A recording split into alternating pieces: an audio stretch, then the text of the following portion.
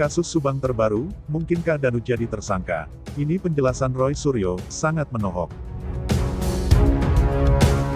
Namun sebelum kita bahas, mohon subscribe channel ini dulu, agar kalian gak ketinggalan berita-berita menarik dari kami. Kalau sudah, mari kita lanjut. Hari Rabu tanggal 3 November tahun 2021 kemarin, untuk yang kelima kalinya dalam sepekan, Danu kembali dipanggil penyidik Polres Subang dalam kaitannya dengan kasus pembunuh ibu dan anak di Subang, Jawa Barat. Sebelumnya Danu telah memenuhi panggilan polisi pada hari Kamis tanggal 28 Oktober tahun 2021, Jumat tanggal 30 Oktober tahun 2021, Senin tanggal 1 November tahun 2021, dan Selasa tanggal 2 November tahun 2021. Mengapa Danu kini menjadi sasaran penyelidikan? Danu yang bernama lengkap Muhammad Ramdhanu merupakan pegawai di Yayasan Bina Prestasi Nasional yang didirikan Yosef, suami korban. Danu juga merupakan keponakan almarhumah Tuti yang menjadi korban pembunuh ibu dan anak di Subang. Pada pemeriksaan sebelumnya, kepada polisi Danu menyebutkan ia mengizinkan dua orang yang bertugas di Pospol Jalan Cagak masuk ke TKP. Pengakuan Danu itulah yang membuat Roy Suryo, pakar telematika dan informatika tergelitik dan menggarisbawahinya sebagai pengakuan yang perlu diselidiki lebih lanjut. Bagaimana bisa dia mengizinkan dua orang oknum Banpol, polisi yang katanya dikenalnya bertugas di Pospol Cagak masuk ke TKP setelah kejadian dan dalam posisi krimesene, sudah diberi garis polisi alias daerah terlarang, dimasuki siapapun kecuali petugas terkait, tutur Roy Suryo.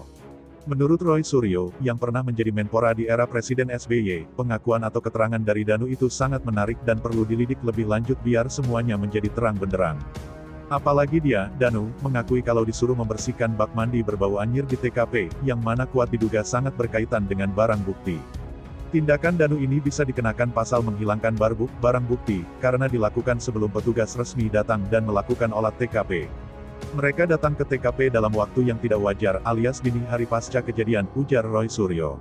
Selain itu, kata Roy Suryo, ada hal penting dan jangan sampai hilang. Danu, menurut Roy Suryo, sempat mengambil foto-foto oknum tersebut, sehingga bisa menjadi petunjuk penting, bahkan alat bukti untuk menuntaskan kasus tersebut. Mencermati keterangan dan pengakuan dari Danu pula, Roy Suryo merasa ada keterlibatan orang yang mengetahui tata cara dan prosedur pemeriksaan TKP.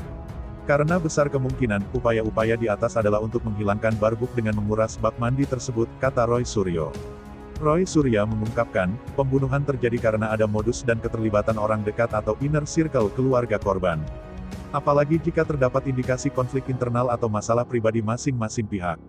Entah itu antara suami dengan istri, dengan saudara, mantan suami, mantan istri dan sebagainya, tutur Roy Suryo seraya menjelaskan apa yang dikatakannya itu tidak bermaksud menjustifikasi. Agar kasus pembunuh ibu dan anak di Subang cepat terungkap dengan sebenar-benarnya, dengan disiplin ilmu yang dikuasainya, Roy Suryo menyarankan agar lebih memaksimalkan lagi teknologi yang ada.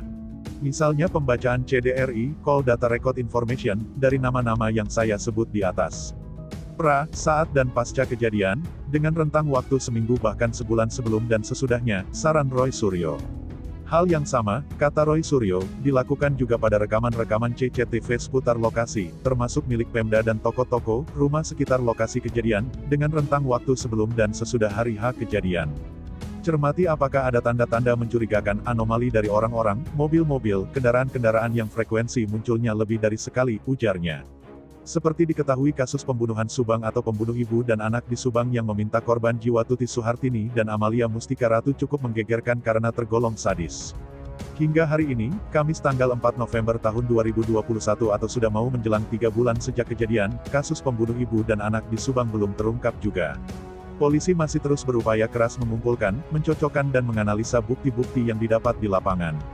Bagaimana ending dari kasus pembunuh ibu dan anak di Subang, tentu kita harus bersabar menunggu hasil penyelidikan resmi dari kepolisian.